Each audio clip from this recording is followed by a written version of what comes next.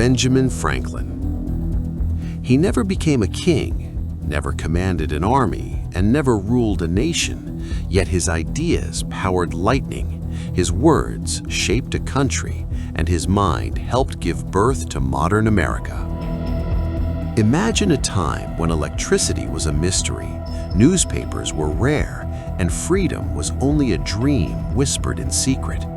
In that world, one man dared to question everything.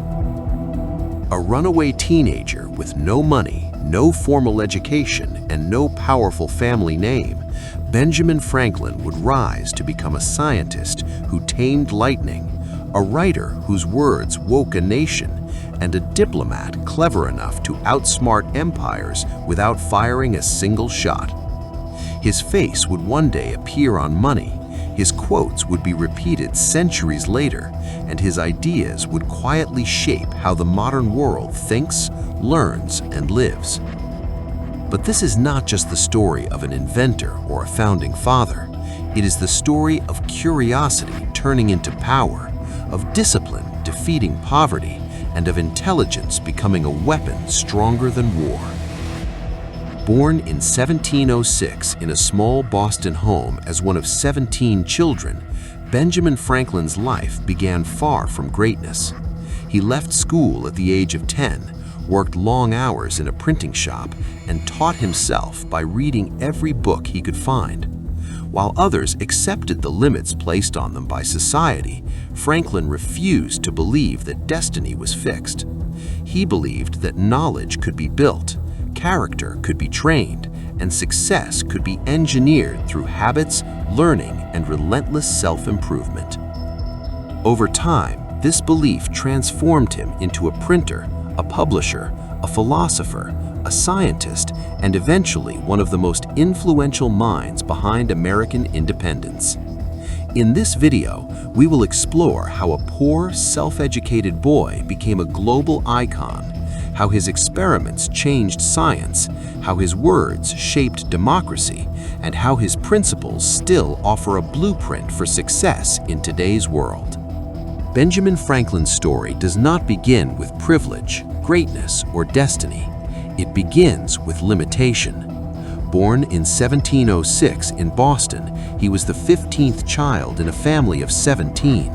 His father made candles and soap, honest work but poorly paid. From a young age, Franklin learned that survival depended on effort, not comfort. School was a luxury his family could not afford for long, and by the age of 10, his formal education ended. For most people, this would have been the end of ambition.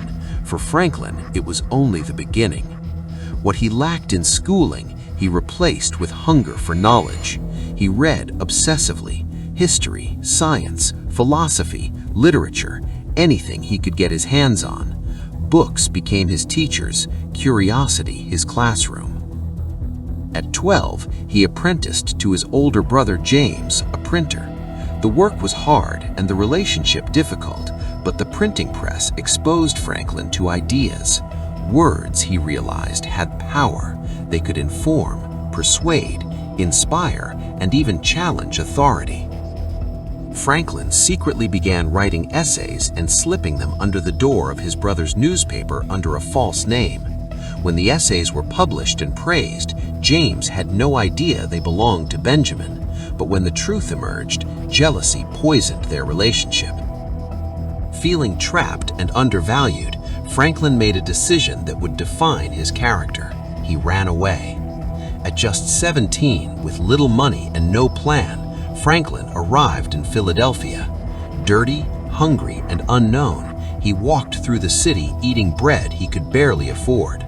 That image, a young man with nothing but determination, would later become legend. Philadelphia offered opportunity, but only to those willing to work. Franklin found employment as a printer and slowly rebuilt his life. What separated Franklin from others was not talent alone, but discipline. He created daily routines, tracked his behavior, and constantly sought improvement. He studied writing by rewriting great essays from memory. He refined his thinking by debating himself. Over time, His skills sharpened, his reputation grew, and his ambitions expanded. Eventually, Franklin opened his own printing business. Through relentless effort and sharp business sense, he turned it into one of the most successful print shops in the colonies. His publication, Poor Richard's Almanac, made him famous. Filled with wit, wisdom, and practical advice, it spoke directly to ordinary people. Phrases like "time is money" and "early to bed and early to rise" became part of everyday language. By his early 40s, Franklin had achieved financial independence, something rare in his time. But instead of retiring into comfort, he chose a new path. With money no longer his primary concern, he turned his attention to bigger questions: science, society, and the future of human knowledge. His journey from poverty to printer was complete, but his greatest chapters were yet to be written. Benjamin Franklin never saw invention as a path to fame or fortune. He saw it as a responsibility. To him, knowledge meant little unless it improved human life. This belief guided every experiment, every discovery, and every invention he produced. In the 18th century, electricity was a mystery, more curiosity than science. Many believed lightning was an act of God, unpredictable and untouchable. Franklin dared to question that belief. Through careful observation and experimentation, he proposed that lightning was a form of electricity. His famous kite experiment, often exaggerated in popular culture, was not reckless madness, but a controlled scientific test. When he proved his theory, it changed humanity's understanding of nature forever. From that discovery came the lightning rod, an invention that saved countless buildings and lives. Instead of letting lightning destroy homes and churches, Franklin provided a simple, elegant solution. Yet he never patented it. He believed inventions should benefit everyone, not enrich one man. This philosophy extended to all his creations. He invented bifocal glasses to solve his own vision problems, allowing people to see near and far without switching lenses. He designed the Franklin stove to heat homes more efficiently while using less wood. He even created a musical instrument, the glass harmonica, that was admired across Europe. What made Franklin remarkable was not just what he invented, but how he thought. He combined curiosity with practicality. He observed problems in everyday life and asked simple questions. Why does this happen? How can it be improved? His experiments were guided by logic, patience, and humility. Franklin also coined terms still used in science today, such as battery, charge, and conductor. His work influenced scientists across Europe and earned him international recognition. Kings and scholars admired him not for his wealth, but for his mind. In a world where knowledge was often guarded by elites, Franklin shared freely. He published his findings so others could learn, build upon them, and improve them. He believed progress belonged to humanity, not individuals. Through science, Franklin proved something revolutionary. Intelligence paired with generosity could move civilization forward. He didn't just invent objects, he invented a new way of thinking about knowledge itself.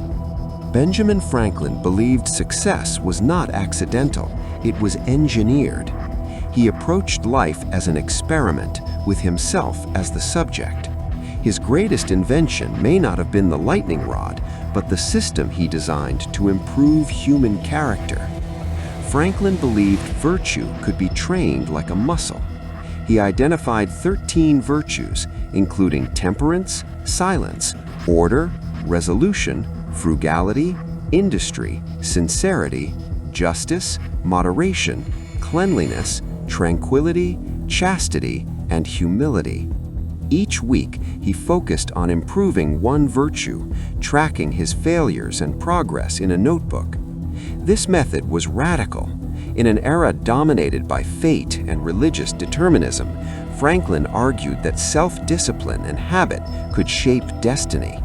He believed character was built, not inherited. His philosophy blended practicality with wisdom.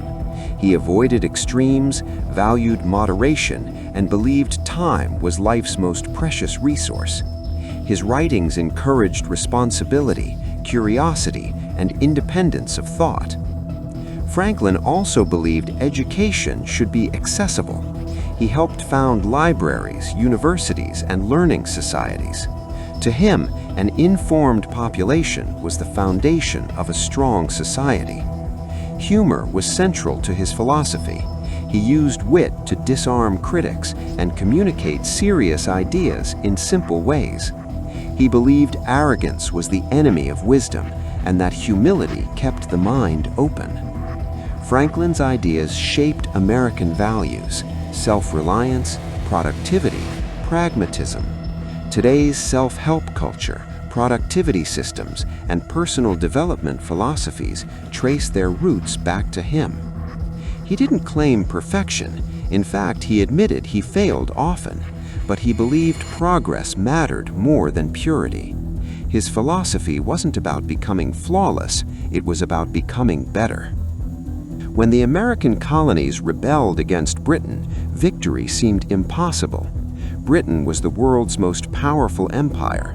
The colonies were divided, underfunded, and inexperienced. Military strength alone would not be enough. They needed allies, and that's where Benjamin Franklin changed history. Sent to France, Franklin became America's most valuable diplomat. He understood something others didn't. Diplomacy was theater. He crafted an image of himself as the humble American genius: simple clothes, sharp wit, revolutionary ideals. French intellectuals adored him. The public celebrated him. The government listened. Franklin used charm instead of force, patience instead of pressure. He built relationships, hosted conversations, and slowly won trust. His efforts secured French financial aid, weapons, and military support without which America may never have won independence.